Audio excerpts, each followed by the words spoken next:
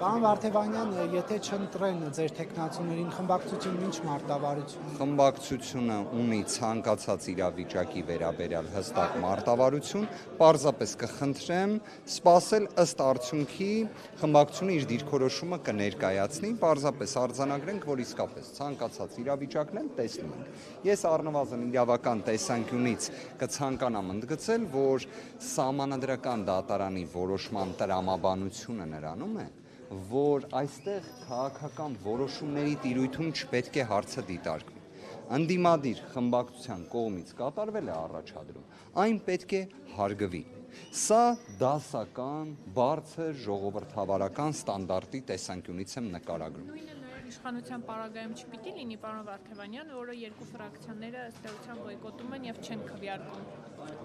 Այստեղ հարցը ընտրվելու ապահովման տեսանկյունից է,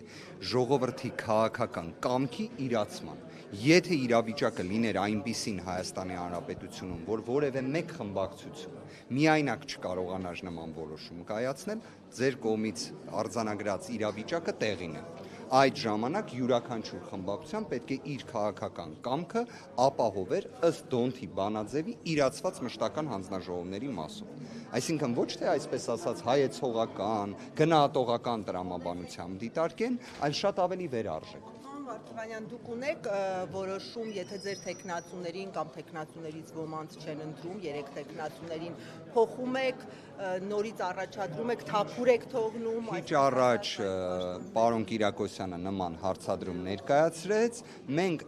ցանկացած իրավիճակի վերաբերյալ ունենք կոնկրետ մարտավարություն։ Պարզապես եկեք չշտապենք, տեսնենք արդյունքները, տեսնենք իրավիճակը, խմբակցության ղեկավարի կողմից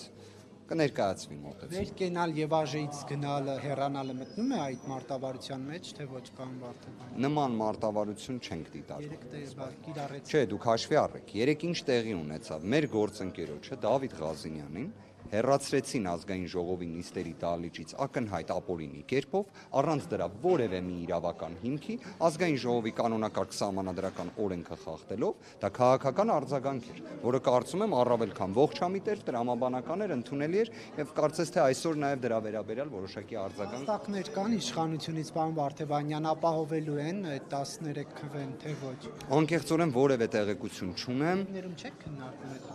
Ոչ, ճիշտն ասած, առնվազն նման հարցադրում չեմ էլ բարձրացրել, ոչ էլ գործընկերների կողմից է բարձրաձայնվել։